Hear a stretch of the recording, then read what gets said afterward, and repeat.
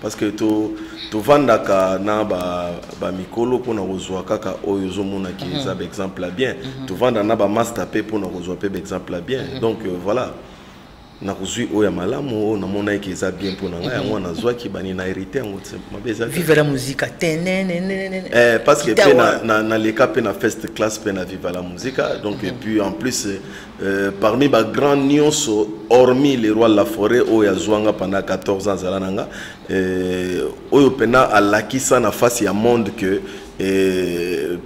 petit o na lingié avec mon cœur c'était Papa Wemba parce que il m'a donné l'argent donc on était tous là qui wana mais a poni ngai pona nini kakanga et puis ba période donc bazali na moi ba problème na frère na ye Kofi Olomide ba problème ba tribunal ya banzemba wake up mais mutawuti pena parquet ya ye ba bimisi sans naé na poche à pesa donc du coup pourquoi pas ernazo sala siko musala na honoraka ba kulutu wana lelo yango no mona même ata ya ki répétition nga hermona zala bona raisonner banzembo lutumba ba masuwa parce que na benga ete ke papa ya ko betelanga mais occasion moko boye balobi ke non petit na biso ba kumbenga petit na biso donc papa lutumba papa wemba petit na biso ngo wapi donc ba bimisanga liboso les rois de la forêt témoin ba master tout ba collègue tout témoin donc et ça la honneur mon pour na koki ko zala ingrate na ba mémoire na ba bimisio wana sko ezali que batala ko déjà babi ke ozaya bango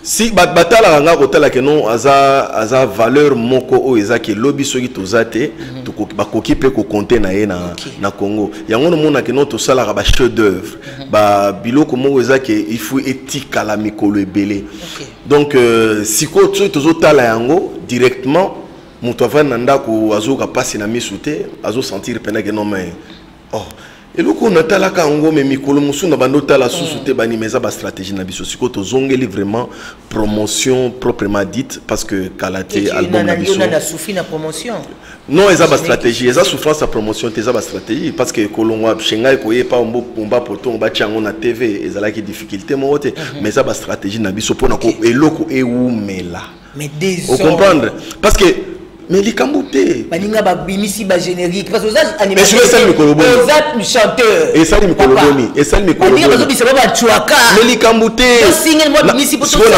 na boy une chuaka ya 2 semaines 3 semaines na linki eloko mo soke beti e bandi ko vimba neti les vir bezo kende malé mais umeli les loso na yembi ba comme ba beti ezati le loto yo kangoti mais ce que yo linga ki ni na sala pe album pe à précipitation ngana juste regarde chaque après maison mère na 2 ans oh pe c'est le moto lali to yo ka miel de son voilà les cambotés ozo ngo kalate nga er na longwa na ba to la to yo côté to ozo raté ozo lotate olota eza na problème te ndoto lota ki rozala ki na 19 ans eza o lota lelo te voilà voilà il s'appelle le miel de son il est là to beta masolo to za traiter na pendant 30 minutes to beta masolo alors là tout au long de cette émission rechargez votre téléphone tant abino ezali préoccupation pour l'album pour l'artiste pour la musique na ye et non vie privée na so vie privée na utangate pour na utia invité nanga à l'aise voilà bien des sons 2 ans après au telle musique on dit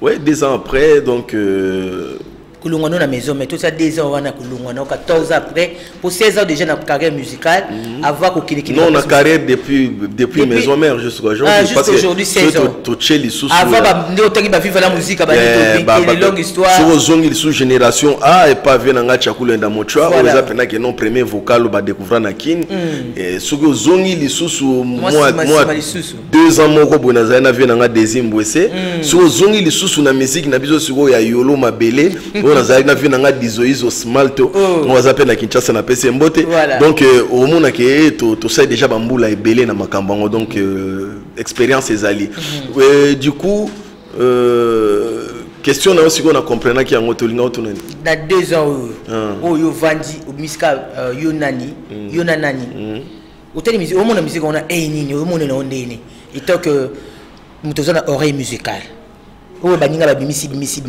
na ondeng musique en kendele na 2 ans yo va du silence non en tout cas moi je vais dire bravo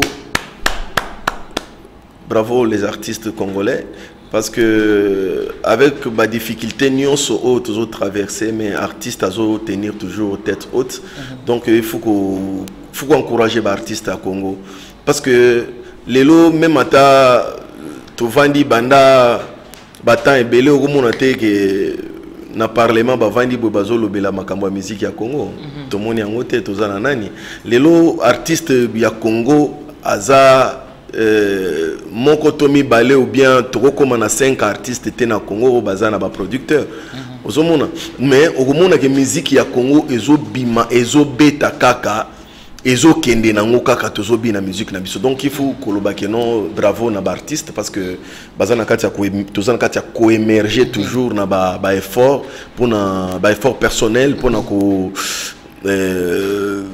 qu'on négligeait et loko bakulutu batikela ki bisoté quoi donc surtout la rumba hein la rumba donc surtout côté rumba au senti nini nana on peut muninga ni na 2 ans amatisi mo rumba on peut zo yo kapina ke non Moi, mayo pena matisi maso. Non, barumba bimi nango ebele, barumba bimi ebele, donc je suis pas là pour na citer ba comme ba tous les lopena loba na citer comme mututé na émission nanga. Donc même à temps mutuso azelinga ki na boke libanga na ba collègue nanga na robando tanka ba collègue nyonso. En général. Donc bango nyonso en général. Na ba attitude mon père. Non, ngana za chef de guerre, ngana attitude mon père, ngana chef de guerre, massa c'est zobeta te na mboka na ko bimate na rafale na bandobeta parce que le massa c'est beta na ngoti. Si on a bimana rafale na bandobeta na mboka pour donc Ezaki est artiste nyonso oyo babimisi biloko na bango oyo mokile sepele les a bien donc les a bien parce que tout ça la rango pour na public pour na ba mourir bonne musique donc voilà parce que pour na faillite na musique et donc le public autant comme mututé ou le musicien soit général faillite eza wapi faillite eza makasi de un d'abord tozana ba producteur lisu ya malonga te na kuna musique ya Congo de deux tozwa ba problème moko na bande kona biso ya ba combattant o ezaki malgré lelo Covid nde ego kosokola na mamunyo swana weza la tani donc ego legara te mais en tout cas nzambe alinga ba musicien en Congo oyo kité na temps nyonso oyo presque 12 ans je peux dire oui presque 12 ans 10 à 12 ans tozo kende oyo kité musicien mo akufi pona nzala. Il y a maladie oui bien sûr mais il y a nzala ke nzala pona nous donc nzambe alingi biso ya ngona message wana bande kona biso siko il faut bazwa ngo ba comprendre que té tonyoko lipe bande ko mingi total siko pena batu oyo il faut tout s'adresser na bango pour na bonne marche ya mboka na biso parce que la musique n'a rien à voir na makambwana lelo peut-être somo na kutu na Nigeria ba banani et tout mais somo na keno ba Nigérien bazo beta bazo même gouvernement na bango et ça bango mo coup de pouce mais voilà quoi c'est un peu ça ngia makana obeta apesi ce programme na petit hôtel ya Kiango le 21 juin na niveau Zénith moko bani succès bandego no ba okende bani konde motika ba kakol banani ba okende te mais ezala bien pe na ba jeune frère mosusu pe ba mona ba sala modèle wana te neti ba biso tozwa chance to betango plusieurs fois donc mais yo kendo zonga bango mso est-ce ba kozonga c'est ça le problème te non babota mona babota motema te donc toyebi te o ekoleka mais ce que moi je vais dire ezaka bonne chance encore une fois na le roi de la forêt parce que na ligne que Zénith o wana et les cas peut-être au bisoto bêta hein par rapport à Yemoko donc parce que naebi que les rois la forêt Mikolo on a senti qu'il y a une décision en bêta 5 chansons Yemoko donc biloko ngongwana donc on s'appelle la pena Zénith moko boy première partie na ngoza l'acoustique donc ça qui non vraiment parce qu'il y a des chansons nasina wali se kwinanga donc to banda kinga na ye na pasi sur olungwa to mama kamboli te ba wemba baker ba vocal pesa la wana so na yembi 13 ans yo ka te ba vocal ezala na kati mais nazolo bakeza la du genre un peu nini wana parce que échanger image o ya ba Zénith to beta ba 4 o les ka ba nini et tout voilà donc c'est un peu ça quoi donc mais au monique ezaka les rois la foi na kotanga kombo même mutu musuti donc bon autant ba kombo te na boy kotanga ba kombo bato parce que eza émission te yo mutu tuninga question que za Zénith les rois la forêt yango na tangi est-ce que moi na koyi kotanga ko boy autant kombo tata na jamais voilà il s'appelle le miel des sons nazaki na répétition je vous dis mona mobalo na yambi lelo mambo sala ki Adela Ranem Tabominga, mais mon habit à sécurité des athées, mais artistes amis. Mais Dengo c'est des Chinaki. Nous mon français wana. Oh, on m'a kataka, mais comme que la sogi. Parce que tous on camp, on a yoki en isenga ba chair de poule. Franchement, je vous dis la vérité, on a bon battu dans la banque. Motinement mbala c'est des Chinaki le jeudi. Non, c'était quoi en fait? Secret pesanine parce que vous avez des heures vanda mais voix qui toque aux autres dans ça que direct les bateaux tout dans les aïeux. Du coup ce que moi je peux dire est ça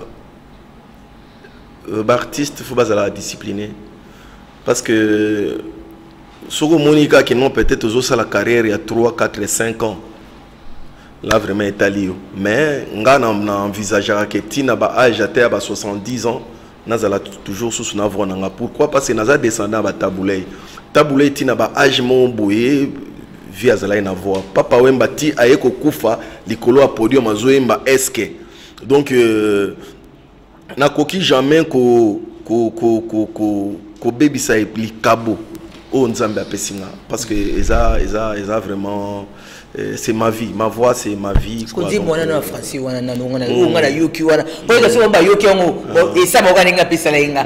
Tozongo quand. Ti robima nango, boza na bino patient. Ko bi te so ta ba 2 semaines mo te fêter dans décembre vraiment, mais des soto bina ta rumba kitoko ndenge wana vraiment. Yo la biso ma, ezani non, on peut même sorti 3 ans, 4 ans. Donc comprendre hôtel. Non, on va potongo. Bozo soit déjà préambule dans un mois. Dans un mois parce que bo banda siko pour neti na sani mapa. Nga na loba déjà eloko moi même na émission non kala que non je vais pas faire comme tout le monde parce que mutuna mutoza na ndenge na yazolinga amemela makambu na carrière na. Mais la musique des autres qui lobo magie des ans. J'ai okufa te na ipso eloko moko. Taba mba vite de la combien de vie dans 2 jours. Mais décembre on sera. Omba potongo. 1000 millions. Omba potongo. Ti lelo la ti musique ya biso tozo beta lelo. Toujours se référer quand on a bas son au bas vie bas imba déjà bas son au bas loin maquillage bas bêta bas taboulé bas bêta en auto donc pour vous dire quoi et tout comme qu'on se référer na bas son bas vie on a au moins bas venir bazar qui a bandi orchestre ils ont il faut que non orchestre côté maki vous comprenez à sali mouvement né bas côté maki maki on au moins il peut que non bas vandi na maki peut-être 6 mois mon boye et comme ici orchestre. Où est-ce que nous sommes balou qui a tiré le boko, vous avez senti que le boko n'est pas un loba. Peut-être que le boko est lobby bon, vous avez que non soliste après ça moi le logo mon boy. Ce que à balou qui peut-être à n'importe moi le colo, vous senti que nous avons que nous mbunda na minute on a mata après ça makambo. Mais tout ce qui a robé ta musique au hasard. Vous comprenez pas? On a la ligne musique à hasard. Musique il y a succès tout ya koyebana je l'ai déjà fait les lots déjà miel ce qui miel de son ce que tu as double revolver mais ce qu'on a comme luka musique ko tika là na sa musique mon album nanga na besoin que ebeta te pona 2-3 mois ou bien pour une année autour sur nzembo mon na kat botu na raté il y a des albums où bima pe bimi nango mais lelo bomba o yamba na musicien on a produit na plateau na yo awa na yo mon journaliste oyebi soit nze mon ebima une année passée peut-être 5 mois passé vous voyez donc c'est pas ça qu'on devait donner na batu o ba kolanda biso na musique ya on asima na musique na sima il faut que la batu banzembo donc aux contre batu ba misa banzembo rapide aux contre ba non et ça musique est comme commercial c'est comme ça comme ça s'appelle mot rapide parce que vous avez esprit pour ça ba single mais c'est quoi miel tina na séparé qui non tina longwa qui n'a pas le roi de la forêt nazali na projet moko ezaki projet ya album même à tina pesi on a nezali kapoka que non mais miel ndenge ni na c'est non regardez c'est ce que je suis en train de faire oh mais c'est que célèbre boyo ka ronde boyo qui on a sur na zone maintenant na bandi sikoyo calendrier na ngai ya promotion c'est pourquoi comme on a que non benga na émission na Nasali na droit au salaire de émission normalement. Donc si on a bandi calendrier na ya promotion pour nous promouvoir si ko album préambule les obima déjà bientôt. Donc bochaka batiche coton, bozwa temps ya kozwa peno zui écouteur na yo tché au vandi soki oché ta main à couper quand même. Non. Oché ta main à couper. Maboko oyo na simba la micro. On a na simba volana bandoka tango lisusu. Retour l'image avec un élément de bien des sons et on se retrouve tout à l'heure pour recevoir vos questions parce qu'il est là pour vous. À tout à l'heure. Parce qu'on est à l'international, tous en Arumba, tous en Agnosu. Merci beaucoup.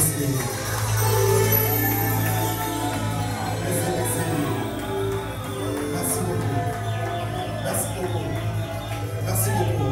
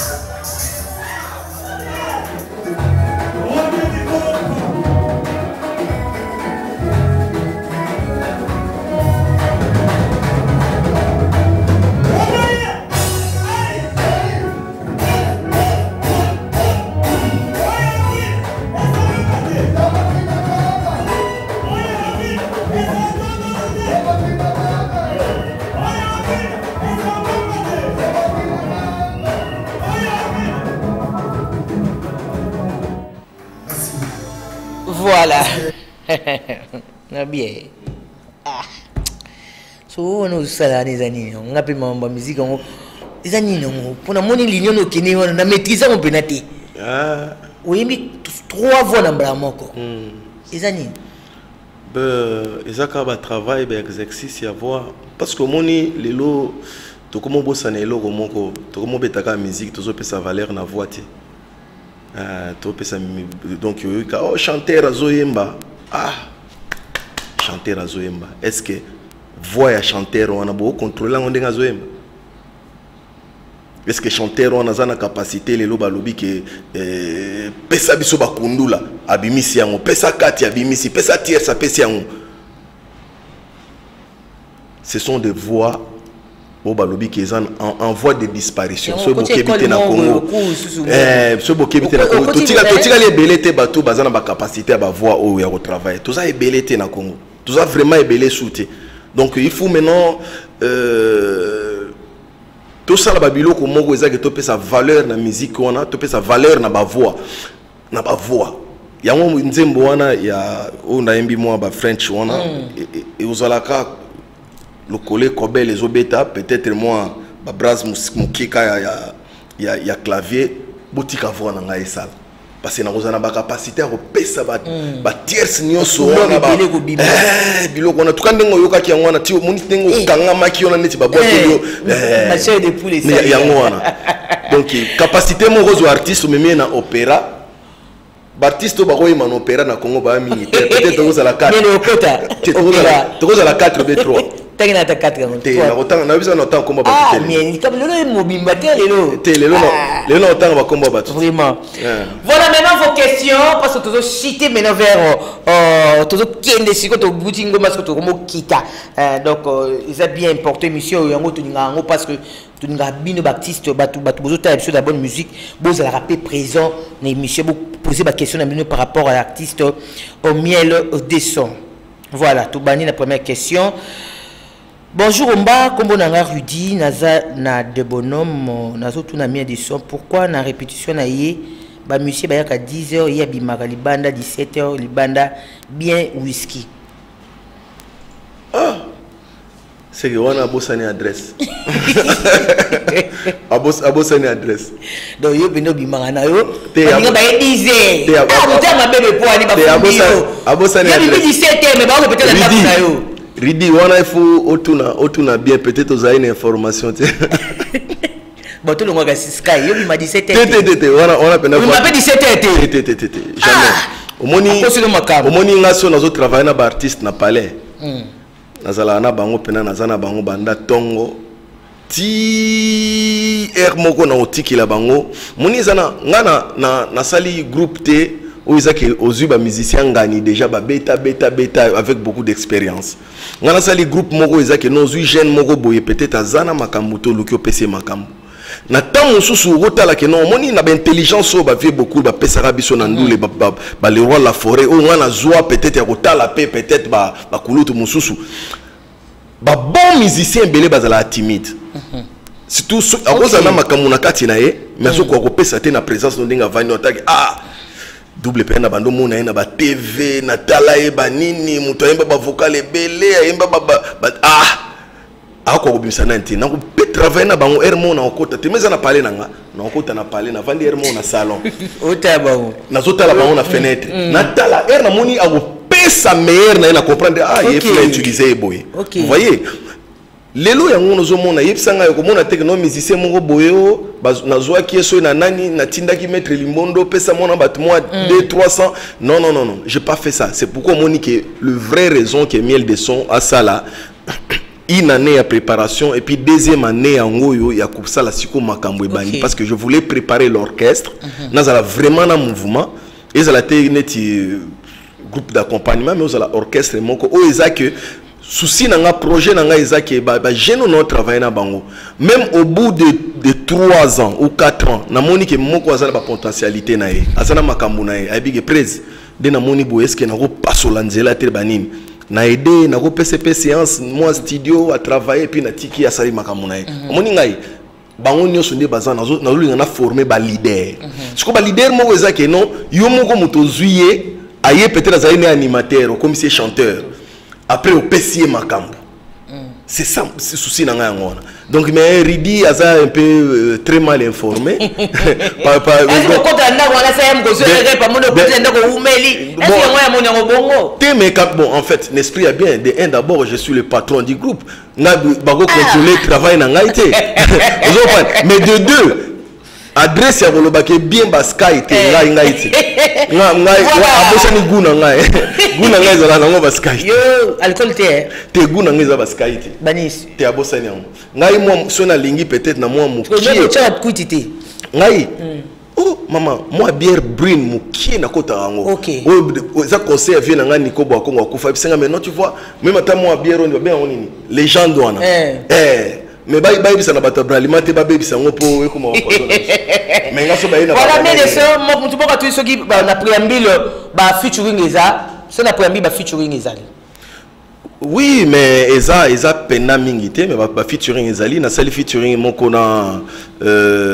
frère nanga moko aza grand artiste na Angola et puis na MBC Rumba ça est déjà bien parce que c'est bon on va mettre à Kudura mais avec rumba et puis na ser nanga moko pe na Kinshasa awa ba ko découvrir ye pena plus pena album na ngai The Voice ngoma donc so yo ki voit na ye ozomona neti ser ba beti masikini ba dio musu to sa ne on katati mbiliabel na tabulei donc fit mosusu côté bon on les a des babenga bato sima ba musicien mais Serge Kabangu il a joué aussi na quelques chansons guitare basse et puis Mbentenge a BTP quelques 3 chansons je crois na kati wana et puis featuring mosu na sali on a petit frère nanga cadet petit frère cadet nanga Lévite la miel il est à salipe dio nanga nzemo moko et puis frère nanga au hasard juste liboso nanga engi la miel to sali na pe ba sali vocal si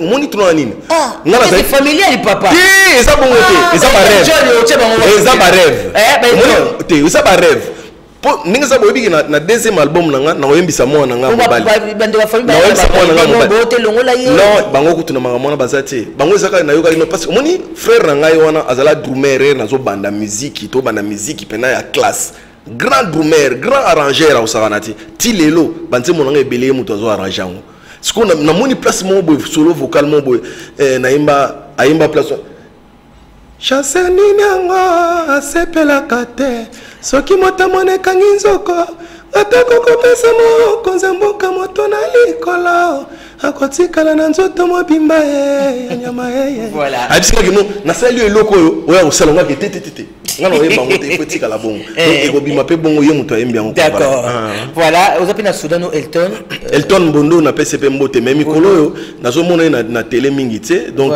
soda tandis que yaza na bafrère na ye nyonso complet ndenge ezalaka donc je sais que je peux encore lancer l'appel quoi officiellement voilà. Elton il doit répondre ba boulot na ye vraiment et puis OEP jeune moko moni ki va na palais aiba pe ko loba bien aiba azak na courage abi tambola ndenge ko ya ko mona mba ko mona boy donc n'hésitez pas qui salume banda ndenge ba lobaka yaka mais soda Elton azali pour ko ba demande boy oui Elton na kotika la gaga chef naé mais pourquoi pas base à la 4 ou 5 voilà. Parce que bilangeza monene il faut voilà je te fais la fête tout le temps rapidement quelques questions sali omba eza meva map on appelle si miel de son beauté hasard respect azo loba bien ba chanteur opéra na Congo basé belité sauf yena Ferregoula vous êtes d'accord na merci beaucoup parce que bolo te mati nanga te na yembelo ko na télé pauvre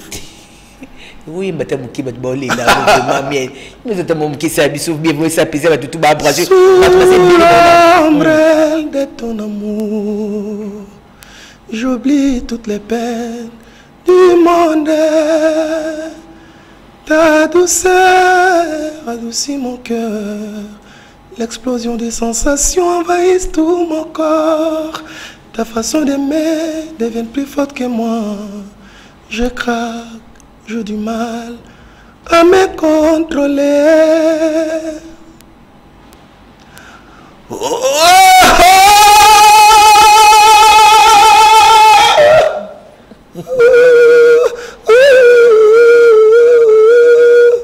Sous l'ombrelle de ton amour, j'oublie toutes les peines du monde.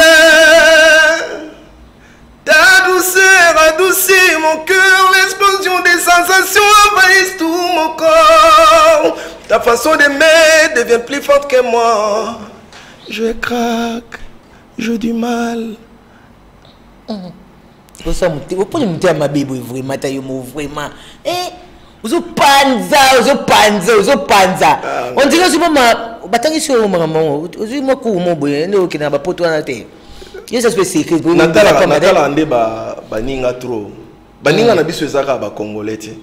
Soki otalika musicien aza moninga na musicien natala ba musicien trop. Yango no mona ke ba makambo nyonso wana tozala nango. Bonjour Ombaz, naza Frantika Mère de son depuis Kimbatike na lingi na yeba soki ngia madenjomo aza ayembi na disque o. De nanyo? Oui, bango nyonso ba yembi, na yembi si ba jeune wana tout, bango tout. Na yebi ke bana changu balinga ay mingi azui formation na kati ya mouvement ti asali pe solo vocal donc ba yoka ye na nzembo moko na kati ya mutu moko ya biso ko isa ya biso plaisir omba yebisa mela sa biso plaisir ayembela biso nzembo moko ya Luambo Makiadi pour na 31 na ye ya hommage. Ofundinga na papa, ofundinga na mama, wape babomona baboya mwana pona makambo ya bilobaloba mama o pona makambo ya songi mama on a princesse Kikou. Princesse Kikou, voilà. On m'a dit à l'artiste qu'il a fait, qu'il a bien fait son travail comme il fallait. Et pas de polémique, il n'y a pas bas, c'est toujours ingénieur Nzimbu Carlos depuis Kitambo, mais moi, on Kikwiti, donc proche et artiste. Donc, Bana Kitambo déjà, balinga trop, donc par là, je vois Ndo Shamodogo Mokonza Badawa. Donc, quoi na Kitambo déjà na zomo na frère na mon fils ba sele kutana na loba na autant ba comme artiste qui était mais ça m'a ba na Kitambo donc parce que na Kitambo pena honorable na Kitambo parce que côté Kingodingodi quoi côté Kingodingodi parce que basala sala ki ba bana ngingoto baza pe ke te na zo ba na Kitambo ngana pe dobika na polémique te na ligne polémique ngoto bazana omoni bana ngoto mais bana ngoto déjà fait rigolo ah comment tant que sanga ba komba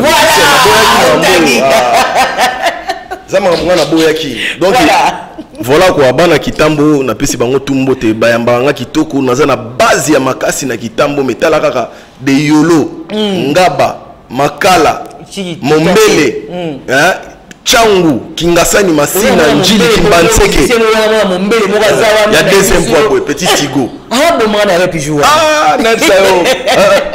Ayemba frère l'ormo bani bani ayemba on a. Ah non, mystique. Bonjour, on va tout la mettre des sons, ceux qui a connu comme ça la featuring na Ferregola. C'est une question.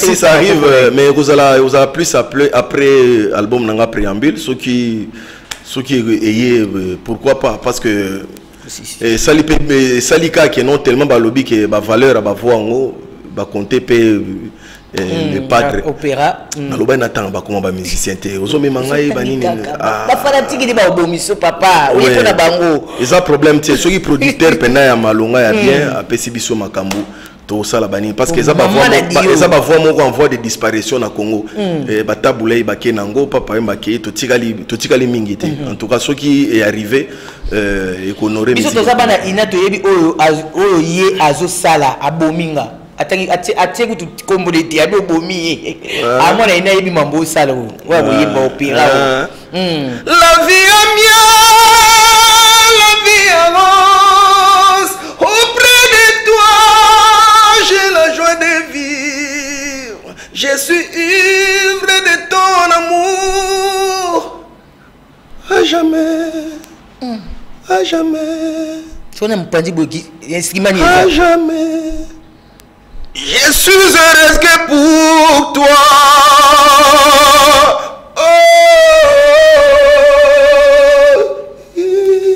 Nakenda inate nibana inaba sepela na ngai. Nakenda inate en tout cas minatanga inango déjà na libuma mama na nga kapinga Christine na pesi mbote place avant na yolo na maison blanche na pesi mbote maman en tout cas yazo mfumu abola donc ibana tout ya yolo. Toujours soudé yolo nord yolo sud kalamu mobimba ngana linga séparation on dirait 5 ans plus tard 6 ans plus tard 8 ans plus tard comme ka opéra et comme ka musicien boui non comme ka bo parce que on déjà mambo mo bo faire de la regarde parce que yo kiango to mo ka ba ligne o memeli biso ce que tu comprends on dirait bien surtout na bo luba kombo mais papa m'appelle pe asala rango avant kofa. C'est une jeune génération. Ve taboulé que toi ça là déjà. Regardez ba. On est déjà esprit on a relation. Yo chanter pena so chanter à l'écolo. Tikala na yo mongo pena bazate pasola na eloko mongo boye o PSP bato elengi. Donc ndengo lobby avec le temps musique est comme passi. Parce que l'exercice autour chana ba album net ba préambule yo. Na exercice mususu yé na ba 2020 to yoka yoka et comme sa musique pas si mabe so ça na voix mo ekauka pa pamba o ko pesa batu makambo oyo te parce que ba fanatique comme exigeant ba ko mo boya pena ba bilo mo ke non de self ba tondi selio ba nga yenza musique comment passe voilà nous sommes arrivés presque à la fin de l'émission je sais pas ce qui conseille au pesa bandego ba vous ezikarawana oh ke moni ke non aye marane mais voilà on a comité mais pour akoma non conseil donc dès nazolo ba petit nanga Jonathan Gompos bazotala na palais ba petit neveu donc Marc Ngompos, Winnie Labila, Tide Labila, Patou Labemba, donc Raoul Ngompos, Maître Tony et Bouta. Conseil photo pesa mingi ba jeune o bazolanda biso na sima. Et ça net inzete déjà sur que colis so bando kola ya kotenga ma po bo redresser en lisusu eza et comme moi passi. Donc si on a comment le baké passi wana ezo senga ke ba jeune o bazolanda biso na sima balanda ba bons exemples. Balongo l'esprit na mutu na banque non je vais faire la musique il y a buzz sur ça mais oye pena que zo kota na monde autozali na esprit que non na sala ba buzz pour na sala musique après quelques temps mokili ba retourna yo ça est la biso autozana ngo besoin vous comprenez na batamo ko boye bat bazasu na besoin na bazasu na besoin na ngote donc je vais donner conseil na ba jeune o union so bazolanda biso na sima surtout les abeilles de miel de son de travailler sérieusement. Faut avoir temps à pongi, faut avoir temps à liaka bien, faut avoir temps à travail. Et puis discipline. Comme on a dit que passer dans artiste, finalement na 50 mon carame. Ba bébé. Vous comprenez? Et kobo mayo. Bazala ba sepela na musique na yo, mais c'est pas dit que et puis na basa batoma bala. Il faut que tu aies l'eau parce que Eboma peut ba carrière rebelle. C'est ma balle. Eboma ba carrière rebelle. Donc le on appelle ça conseil. On appelle ça conseil na ba bazola na biso na sima. Nazo déjà to l'équipe là déjà. Et ça c'est le conseil à Balek bazola na biso na sima. Par là je vois je dis bon dimanche à mon vieux Fofo Konzi les bulldozers. Les bulldozers Fofo Konzi, là où vous êtes, bon dimanche. Son Excellence Willy Ngompos Kimakulu, bon dimanche là où vous êtes. Ma sœur Janine Beach, donc la femme intelligente de mon pays. Donc là je vois Papi Labila, na Pession Mbote place aux Ali, bon dimanche. Clete Kabe ya Corino, la